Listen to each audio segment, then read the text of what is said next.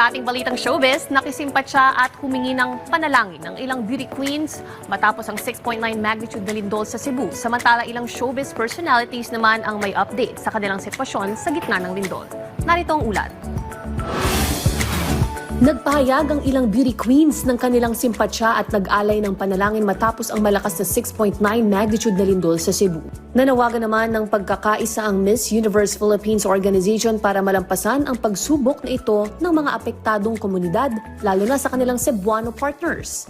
Mabilis namang kumalat ang video ng naantalang Miss Asia Pacific International Beauty Pageant sa Cebu kagabi kung saan makikitang nagsisitakbuhan ang mga rumarampang mga kandidata. Isa rin sa mga unang nag-alerto sa social media ay sina Miss Universe Philippines 2019 Gazini Ganados at Miss Universe Philippines 2021 Beatrice Luigi Gomez na nasa Baguio kagabi para sa isang pageant.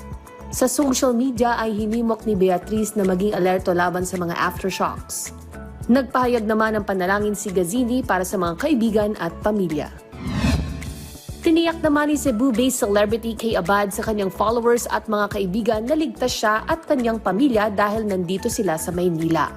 Marked safe din ang aktres na si Kim Chu na nagsushoot ng isang project sa Cebu kahapon at nagpahayag ng kanyang light-hearted post kasama ang crew. At yan ang latest sa mundo ng showbiz. Ako si Ice Martinez para sa Bayan.